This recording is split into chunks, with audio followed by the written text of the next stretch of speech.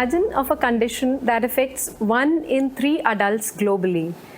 And most of the times it has either very less symptoms or even no symptoms.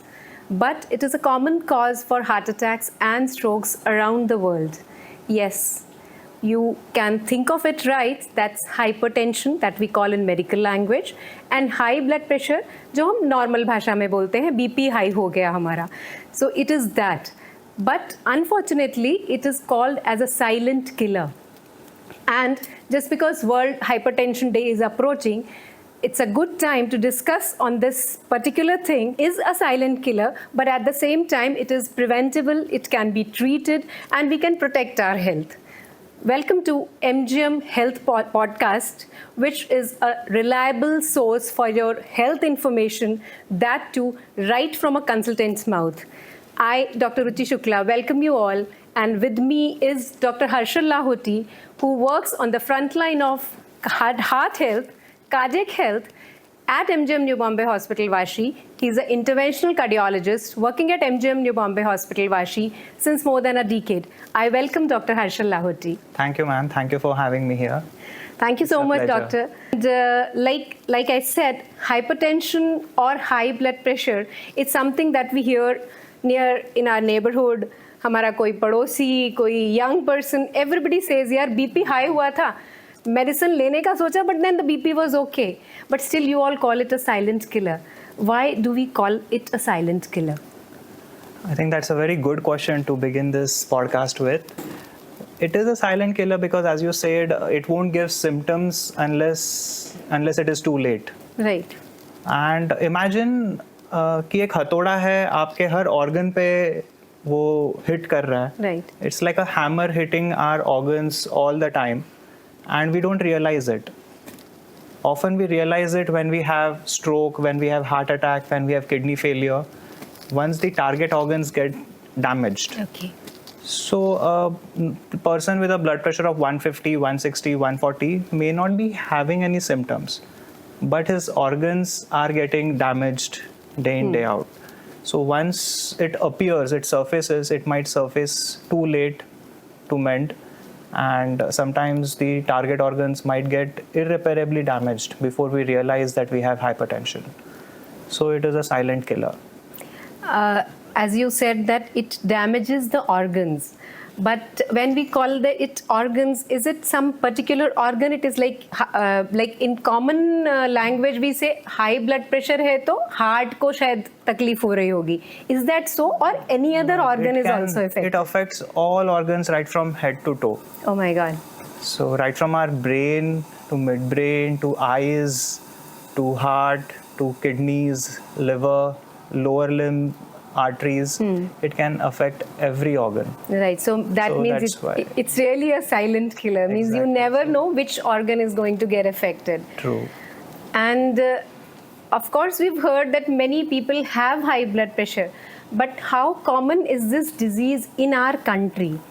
So if we see urban population, it is roughly 1 in 3 or 1 in 4 adults would have a hypertension.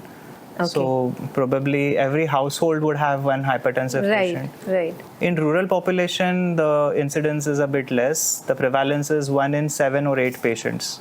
Okay. So, but in last 10 years, this has increased dramatically, and I think we are adding more than 10 to 15% of population who has hypertension every year.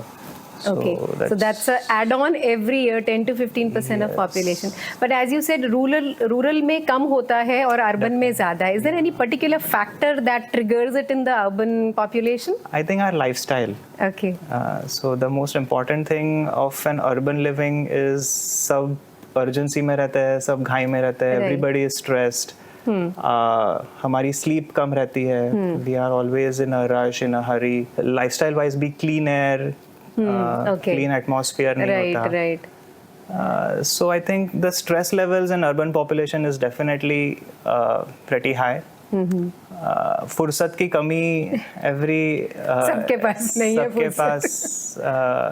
होती है. In rural population we can see people talking to each other, right, relaxing. ये सब mental relaxation techniques हो या relaxation atmosphere हो, ये urban population में देखने ही नहीं मिलता है ऐसे. And probably हम लोग कभी ऐसा prefer भी नहीं करते हैं. मतलब we can think of going and staying for 2 days in a rural area which has got some recreational facilities, but we will never think of ki let's stay here only, or let's minimize our lifestyle to something which is similar to the rural people how they do it. Exactly. Means probably they eat on time, they eat very basic things rather than we thinking of eating pizzas and celebrating our things with all these junk food. Exactly. It starts from sleeping at the right time, right, waking up at the right time, having some fresh air, going out for walks, physical activity उनकी ज़्यादा रहती है, right, because they have to walk long distances to their fields, and proper diet, simple diet. And I think they're more carefree than what we are. We are more. That is, I think, something which really everybody should think of. Carefree रहना बहुत ज़रूरी है. Exactly. Carefree not about your health, but for about the other stresses general that are. aspects of the life. Yeah. Doctor, do you have any risk factors? मतलब आप ये कह सकते हैं कि ये फैक्टर्स ऐसे हैं जिससे लोगों people are at high risk if these factors are the underlying factors, और hypertension can happen to anybody? It can happen to anyone, but as we said, as we discussed, living in cities itself is a risk factor. Okay. So that is a risk factor number one. That doubles up your risk of having a hypertension. The other risk factors are lifestyle based. Okay. So 3 important things is sedentary lifestyle, physical activity कम रहना, ये सबसे important risk factor है hypertension के लिए. Diet, हमारा salt intake. तो अगर diet बहुत ज़्यादा which includes a junk food, बाहर का खाना ज़्यादा है, salty food intake ज़्यादा है, snacks ज़्यादा है, तो diet also plays an important role. Okay. And the third important thing is your stress level. जितना हमारा stress is something that we can not measure. हमारे माइंड में कितना स्ट्रेस है ये मेजर करने का कोई तरीका नहीं है until we have to go to a psychologist. They also to the cannot level measure. where we reach a psychologist and ask him help us with that stress levels. हाँ, पर in general everyone has stress. Everyone कोई भी काम करने में थोड़ा बहुत stress तो रहता है ही है, बिल्कुल. बट कौन कितना स्ट्रेस लेता है वो जानना बहुत मुश्किल है, और उसको मैनेज कर पाना भी मुश्किल है. उसकी कोई थेरेपी देना भी मुश्किल है. So we have to manage our own stress, which a lot of people in our society nowadays are not able to manage. Right. And that is one of the most important culprits why blood pressure is rising. Is this something to do with the youngsters also? Because पहले हम लोग सुनते थे कि धीरे धीरे मतलब after a certain age you will get hypertension or diabetes, and now youngsters are also having high blood pressure and diabetes. Is this something which is related to their lifestyle? And exactly, in general every morbid diseases are increasing in youngsters because the lifestyle is not proper. Obesity is increasing, right. Things like smoking, alcohol intake, ये भी बढ़ रहा है. Stress levels are rising right from school population. Forget young adults. Right. School children also are having so much stress. Exactly. So nowadays the stress levels are rising throughout the population, and that's why we are seeing hypertension in such young adults as well.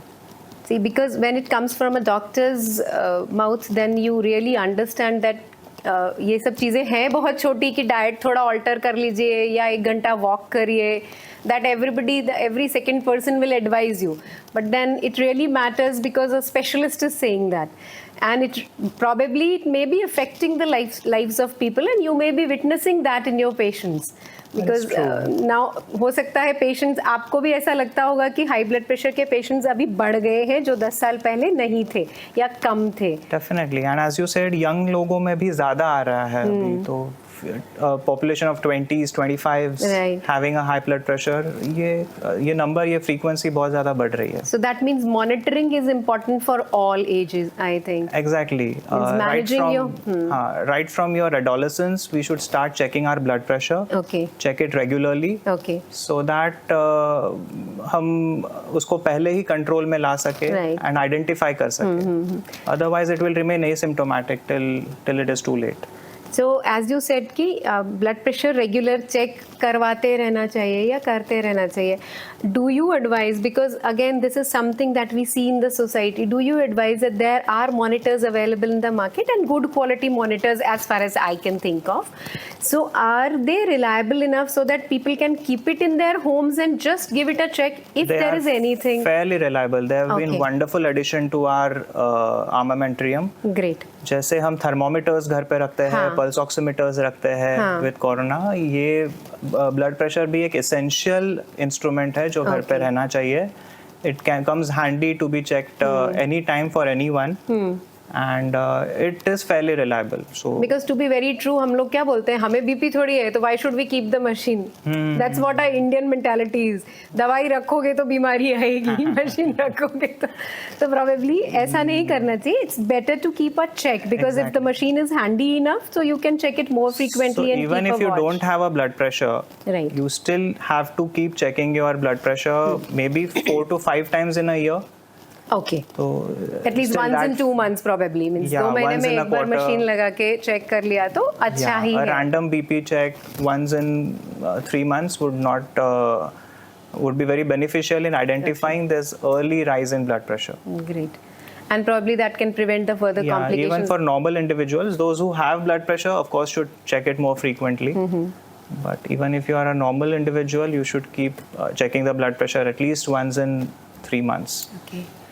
And are there any stages of hypertension, means like?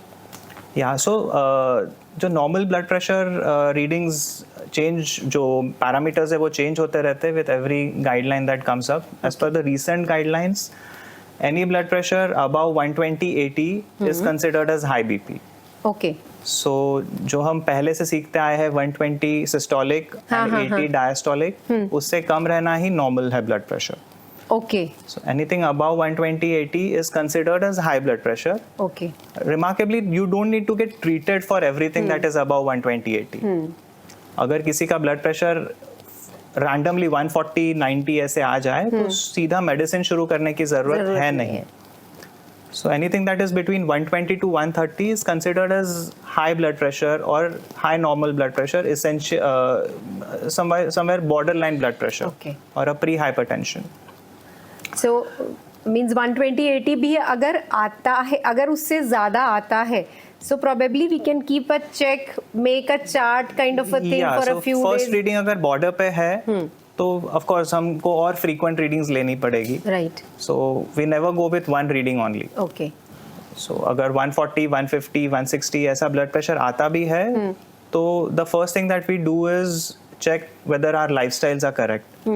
Whatever we can do to better our lifestyles, modify the modifiable risk factors, we start doing that immediately and keep checking more, have more readings. Frequently, right. Yeah.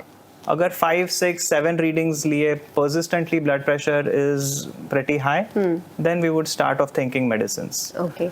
That too, if the blood pressure is above 140/90 persistently in spite of your lifestyle changes. So means if it means that 120/80 से ज़्यादा है, that means हमारी body कुछ तो alarm दे रही है. So try to change something that you can think of, like going for a walk or avoiding something in your diet or your food habits.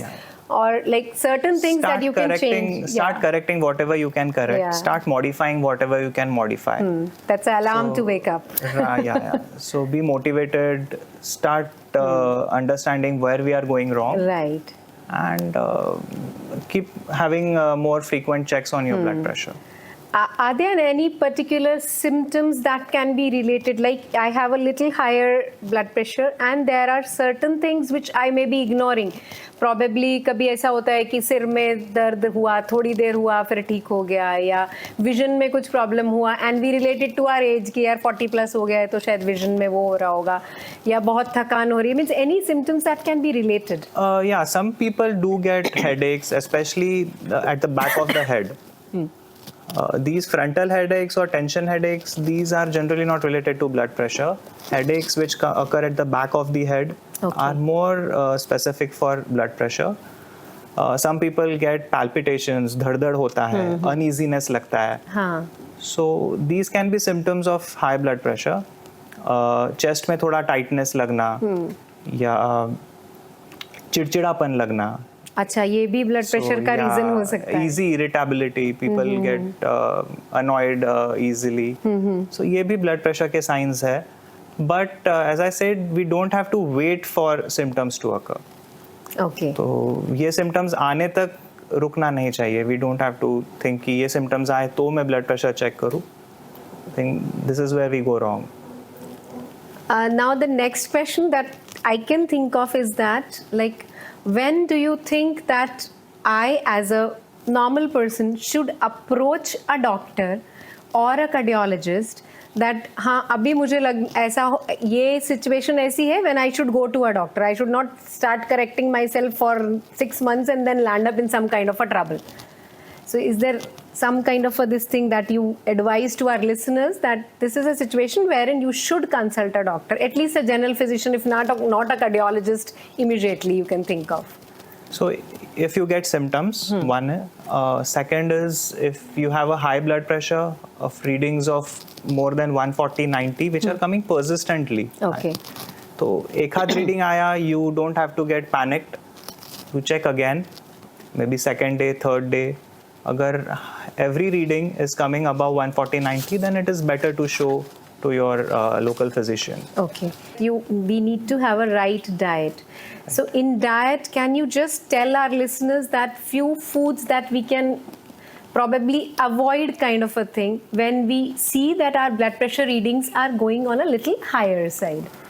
I think जो salt restriction है, वो हमारे diet में in general सभी लोगों के लिए आ जाना चाहिए. अच्छा. Those who are hypertensive, yes. Those who are not hypertensive, for their family members also. In general population also. The Indian population as such eats a lot of salt. Right. तो generally WHO recommendation है कि दिन भर का 2 से 3 ग्राम salt आना चाहिए diet में. उतना तो हम एक बार के अचार में खा जाते होंगे. हाँ, अचार, पापड़, चटनियाँ ये सब छोड़ो, हमारे नॉर्मल डाइट में भी सब्जियों में और the way Indian diet is made 4 to 6 grams वैसे भी आता है. मिनिमम सॉल्ट इनटेक अगर हम थोड़ा सा माइल्ड फीका खाना भी खाएं तो भी 4 to 6 ग्राम्स आना ही आना है. अच्छा. तो ऑन टॉप ऑफ इट अगर अचार, पापड़, चटनियाँ, फरसान, चिवड़ा ये सब इनटेक ज़्यादा है तो फिर तो ट्रिपल क्वाड्रुपल ही हो रहा है. तो ये सॉल्ट इनटेक रेस्ट्रिक्ट करना बहुत ज़रूरी है. And what has really catapulted, increased the salt intake exponentially is availability of packaged food. Okay. तो सुपरमार्केट में जो भी फूड पैक में रहता है उसमें बहुत सारे प्रिजर्वेटिव्स होते हैं. Right. So all preservatives are either sodium benzoate or some sodium salts. तो उससे हमारा सोडियम इंटेक बहुत ज़्यादा बढ़ रहा है. Of course उसमें और भी मसाले होते हैं which are unhealthy. पर ये packaged food, preserved food, supermarket से रेडी टू ईट लाया हुआ फूड, ये पहले तो बंद होना चाहिए.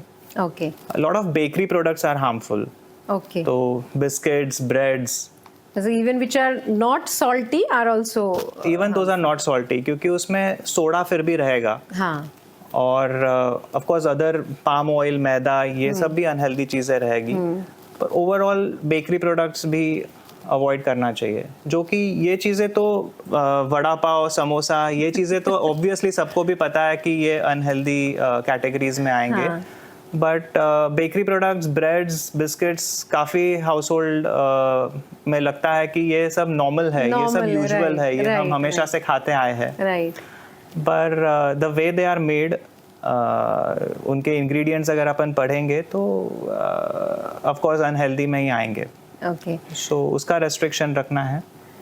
Because अभी तो बहुत सारे biscuits and all, the pack says that it is digestive biscuit, it is a healthy source of so and so vitamin or something. Lot of जो वो सब है वो उनके wrappers पे wheat लिखा हुआ रहता है, so we think कि अरे ये पूरा healthy zone में आएगा. But even those biscuits would have palm oil, and those biscuits would have some maida in that, or a lot of preservatives, which is all harmful.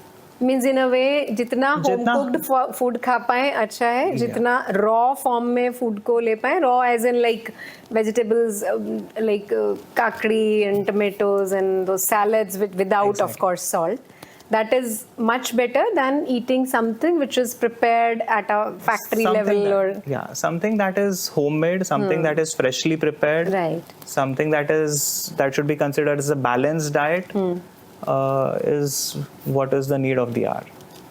I should ask this question to a dietitian. Still I'm asking you, people think that using ghee, cow ghee or buffalo ghee is good, and at the same time some people say that's not good.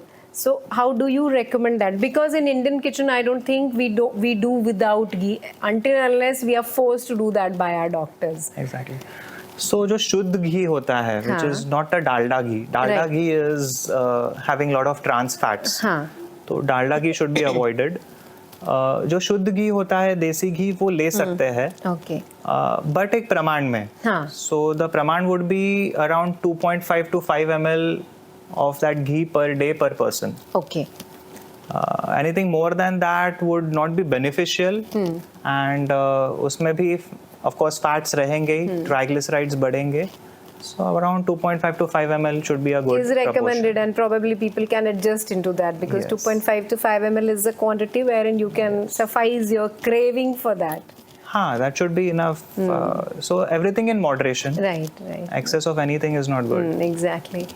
Any particular exercise that you suggest? Because see, some people may not be fitness freak or very enthusiastic to do exercises. I think still something that you walking say? Is the best exercise. Okay, great. So a normal 30 to 45 minutes of walk. Okay. No running, no jogging. Okay, no running, no jogging. No so running, that's a good take home for me also. Yeah, because that affects heart. That puts pressure on the heart. Okay. So what stimulates heart, what encourages heart is just walking. And as you increase your stamina, you can go for brisk walking. Okay. Means gradually you can increase your speed, gradually increase the time to walk. Right. And as a substitute for walk, I mean, daily walking can become boring also for some people. So as a substitute, you can go for cycling, you can go for swimming. So all these are rhythmic exercises. Okay. So in walking and in cycling, we have a rhythm which continues, and that encourages heart also to circulate blood properly. As against that, when we play sports or when we go for jogging or running, we have a sudden exertion. Right. We stop and then we run suddenly. Then we stop, then we run suddenly. So that is not really beneficial for your body. That may help you increase your endurance and stamina, but would put load on the heart, would put load on the muscles, joints. So after a certain age, if you are above 40, you should be very careful in doing vigorous exercises or playing sports. Right. So that's good that anybody without any doctor's recommendation also means you don't need to check with your doctor whether I can walk for 40 minutes or 30 minutes. According to your capacity, you should start walking. Anybody who has not walked till now should start walking at least 15 minutes. Okay. To begin with. Okay. And then can gradually increase the speed, gradually increase the time. Would definitely help not only blood pressure, but a lot of other diseases which are metabolic. Okay. So it will help your diabetes, it will help obesity, it will help lipids. So, I mean, that is something that will increase your metabolism. Okay. And all metabolic syndrome or metabolic disorders would we can directly avoid get better. them. So being a cardiologist, you always talk about rhythm, and that's what that rhythm has to come in our walk also, in our daily routine also. True. Good. Doctor, one thing that I would ask here is that like when we come to the treatment of hypertension or high blood pressure, that's a common this thing that BP का दवाई एक बार शुरू किया तो बंद नहीं कर सकते हैं lifelong, and it may harm any other organs. Is that true? Both are not 100% true. Okay. There's a good chance that blood pressure can come down with time. I can give you a very good example. There are so many patients who are middle aged, 55, 54 के around हमें मिलते हैं, and we have to initiate blood pressure medicines because the BP is really high. Somehow when they retire at 58, the blood pressure starts coming down on its own. So there have been so many other factors which were contributing to blood pressure. Right. And as they relax down in life after retirement, the BP starts dipping down. So as the BP starts dipping down, we gradually reduce the BP Cut medicines down the also. medicines also. It cannot be suddenly stopped. We have to cut down it, in a gradual way. Right. और एक बार blood pressure के doses कम हुए, medicines कम हुए, eventually they can come out of the BP medicines also. Great. So there's a good percentage of people who have been started blood pressure medicines earlier, but they took good control of their lifestyle, and the BP started dipping, and then we could gradually reduce the blood pressure medicines or take it off altogether also. But even after we stop the BP medicines, the most important thing is to keep checking the blood pressure. Monitoring the BP. Because the tendency never goes. Yeah, right. The BP right. might go off, the hypertension might go off, but the tendency to increase blood pressure will not go off. So suddenly, अगर बाद में भी वापस life में कुछ stress आया, फिर से बीपी बढ़ सकता है. So they are prone to that. Once you have so the that tendency does tendency, not go.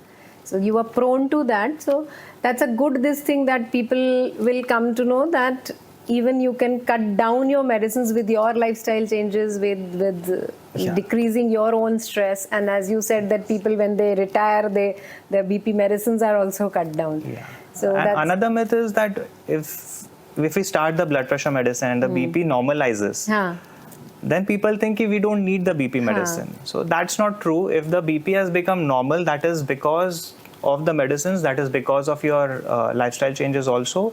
But we need that normal BP, right? Right. To maintain good health of the organs. Right. So at this point, if we cut down on the BP medicines, the BP will again rise up. So we have to cut down on the BP medicines only when the BP starts dipping to below normal levels. So once the BP starts reducing to less than 110, the systolic BP and the diastolic BP goes below 70, that is the ideal time we start reducing BP medicines. So with that, there are few things that can be very nicely done by each individual who's listening to this, and that can be passed on to your friends and colleagues wherever. Yes. Because as we called it a silent killer, it may damage your organs and it may affect your other things also. But then it is of course completely preventable, completely treatable. But again, we have to keep a check on everything, right from your blood pressure readings to your diet to your daily workouts. Workouts means, as in, like as you said, even a walk is good enough for a person to do it daily and keep it in a rhythm. And avoiding certain foods which are not good for anyone's health, whether you have a blood pressure or you don't have a blood pressure. Very true. Is there anything to do with the hereditary part of this? Because society में बहुत सारे लोग ऐसे बात करते हैं कि ये हेरिडिटी से होता है, मम्मी पापा को है तो आपको होगा ही होगा, और उनको नहीं है तो आपको हो नहीं सकता है. Means 1 or 2 readings are not good enough to call you hypertensive and you should not bother about it. ऐसा भी है क्या? Yeah, so hypertension can be genetic, can be hereditary, but there is no जो Darwinian theory रहता है कि एक percentage दे सकते हैं कि मदर को है तो कितना परसेंटेज चांस है बच्चे को होना, या दोनों को है तो कितना चांस है. We cannot calculate that chance. Okay. But of course the tendency increases. Right. But we should talk or think about things which are in our hand. जो hereditary है, जो genetics है, it is non-modifiable. It is not in our hand. Similarly, ethnicity is also important. Like living in Southeast Asia is itself a risk factor for hypertension. Okay. So all Southeast Asians have an increased risk of hypertension, as against blacks, जिनका chance of hypertension, जिनका chance of heart disease is pretty less comparatively. Okay. But all these things are beyond our control, are something that we cannot modify, at least as of now. Maybe the genetic therapies may come up in future, but till now we don't have much control over it. So there is a chance the tendency increases if you have someone, more than 2 members in the family who have a blood pressure, the chance of you having a blood pressure would also increase. Okay. But that doesn't mean that someone who does not have a BP in the family will not have it for themselves. Okay. So environmental effect, the environmental factors, your lifestyle also plays a very important role, and that is something that is truly modifiable. So I think we should focus more on that aspect. The factors that we can control. The factors which are in our hand. Right. Doctor, when we talk about treatment, is there anything revolutionary in the treatment or the technological part which is related to hypertension? So the preliminary or the primary mode of treatment for hypertension is, one is lifestyle, which is the basis, which is the platform on which everything works. Second is medicines, and the newer medicines are also they are more effective, they have less side effects. So there have been advances in the medicines also. Medicines which were used 50 years back are obsolete now. They're still available but obsolete. Okay. So there have been a lot of new generation medicines which have come up. But the therapy in per se, which has been really the talk of the town amongst cardiologists and hypertension specialists, has been renal denervation therapy. Okay. So this has been under trial, under experimentation since last 10 to 15 years, and the recent trials have shown that for resistant hypertension, for people who have hypertension, high blood pressure, and no medicine works. Okay. Some people are on 5 medicines, 6 medicines, 7 medicines of blood pressure, and still the BP is not getting controlled. For such patients, we can do a denervation. We can, because the source of hormones which cause hypertension is kidneys. So we would ablate the nerves around the kidneys, and that will help reduce the hormonal release from kidneys, and that will help the blood pressure also. That's the theory. And in practical also this has worked. And this is a very simple procedure to go through. It can be done under local anesthesia. Great. And can be really effective for people who need it. So this has been a recent advance.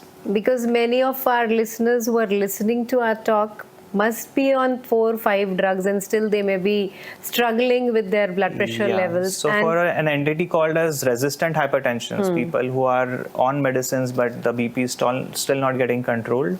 So there are a lot of therapies, there are a lot of techniques to understand the reasons for hypertension. So what we commonly know as hypertension is the essential hypertension, which has no particular secondary cause. Okay. So, but rarely 2% of hypertensive individuals would have some secondary cause also. They might have some hormonal tumors. They might have some kidney artery which is occluded.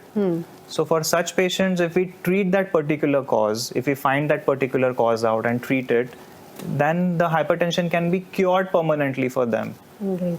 So that also is an essential and recent advance. Correct me if I'm wrong, but then here I think is the role of a cardiologist, then a GP whom we usually go to for our common issues. Yeah, for everyone in general, for regular blood pressure, you can go to your general practitioner or MD medicine or anyone who you have faith and believe.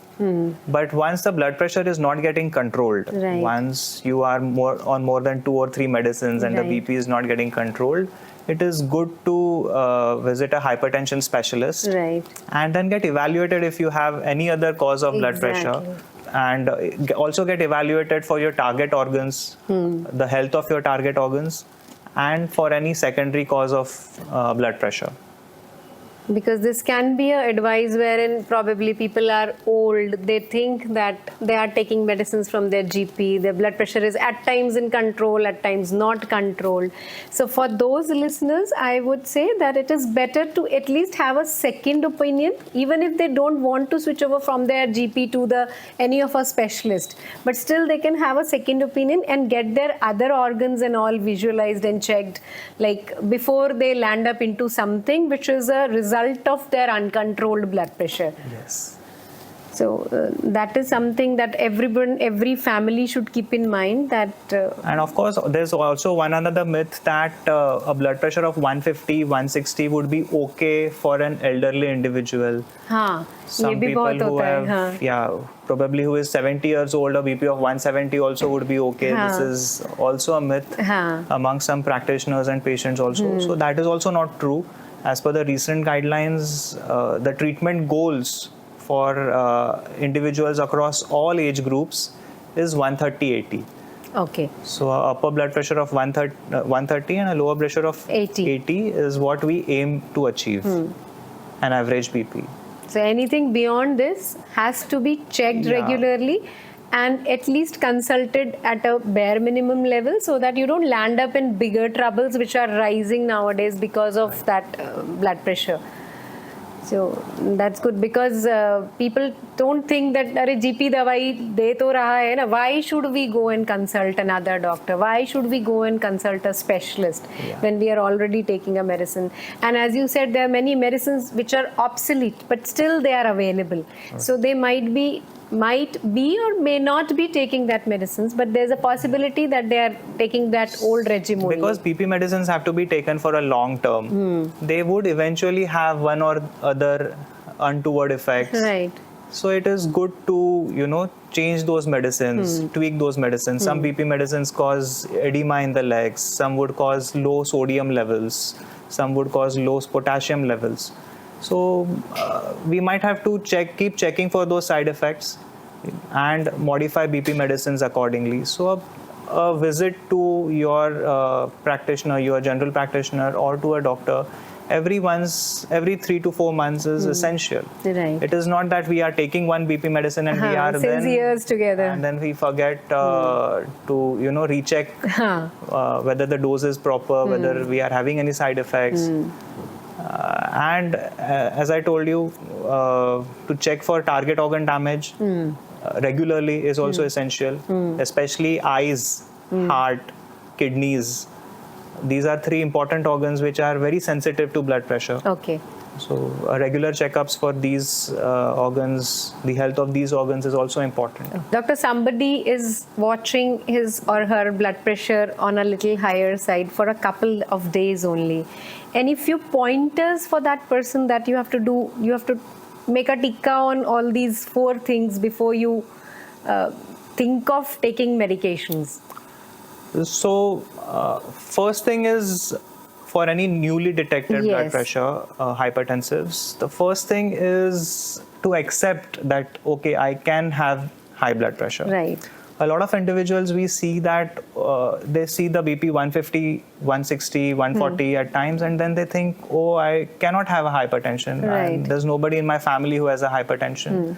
And ऐसे हो गया होगा, stress आ गया होगा और बढ़ गया होगा. So the best thing that they do for themselves is, what they think is कि okay, मैं check करना ही बंद कर देता हूँ, अभी तो check ही नहीं करेंगे तो फिर BP नहीं रहेगा.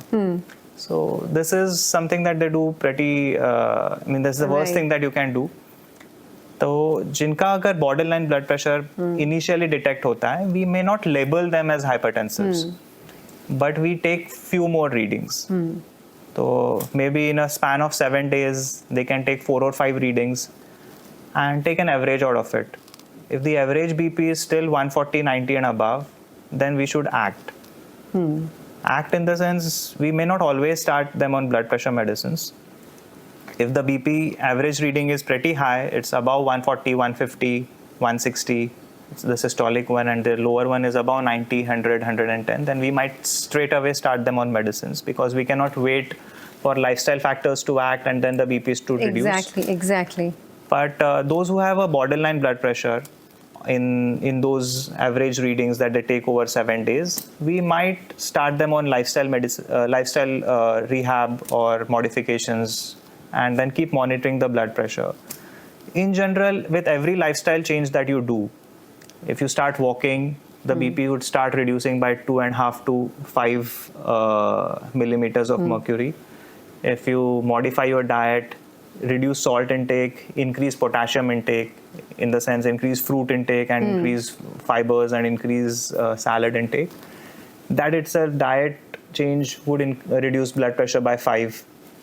You start sleeping appropriately, have good 7-8 hours of sleep, Do start not mental use mobile relaxation phones. techniques. Exactly. That will itself reduce BP by 5 or 10. Right. So maybe a 10 to 15 millimeters of mercury reduction can happen with your lifestyle changes itself. Right. That's in your hands probably. That's entirely You in can your hand, always and give that's it a the try. basis, that's the platform on which other medicines will also act. So if someone who is not restricting his salt intake and is thinking ki, okay, I'll take BP medicines otherwise, the BP medicines won't work. Right. And that's not the right choice probably. That's never then. the right choice. Because like there are medicines to control your blood pressure, so you can have anything in the world. That's not the way. That's not the They way. will keep adding BP medicines again and again, and those side effects of those medicines also increase, and the BP will still never get controlled. So this is the basic platform. Lifestyle changes is the basic platform on which everything else would work later. Right. After such a wonderful insight of something that we always think of, BP ही तो है या blood pressure ही तो है, एक गोली खाते हैं सुबह ठीक हो जाता है. Something that we would, and all the listeners would love to listen from Dr. Lahoti, is that a message for a person who is already diagnosed with blood pressure, and a message for the family who can take care of the person who has the disease and take care of themselves. I think message for the hypertensive person would be to increase the happiness index. Right. To reduce your hypertension index. Okay. What I in general see is a paradigm shift which has happened in last 1 or 2 generations is there is too much of focus on success and achievements and pretty less focus on work-life balance. Right. So in schools also we are fed that our success will be measured in terms of how much money we get, how much what all achievements we get, and then the ambition has to be pretty high. In achieving all this, we forget to have a good work-life balance. We forget that we have to be taking care of our own happiness also. Right. So we need to reset our priorities. Right. In general, what we see is for everyone, for all individuals, our priorities is work first, then family, and then if we get time, health. So we have to reset the priorities. Our number 1 priority for our body is our health. Right. Then our family, and then work. So there has to be a good work-life balance. We have to cut down on our ambition sometimes. We have to, be content and satisfied with what we have. Right. So one paradigm shift that I also have realized in my own career has been, initially I was, focusing on being the best cardiologist around in the town, and now I'm focusing. You are the best cardiologist. But now I'm focusing on being the happiest cardiologist around. Right. So we have to be the happiest versions of ourselves. We have to increase our own happiness index and have a good work-life balance. On top of it, for hypertensive individuals, modify whatever you can modify in terms of the risk factors. Right. And take good care of your organs, be regular in your visits, be regular with your medicines, and have faith that the medicines and the BP will also reduce with time. Right. And for the family members, I think it is important to create an atmosphere which is suitable for the person to, Probably to adapt, disease if it is newly to adapt diagnosed. to the hypertension.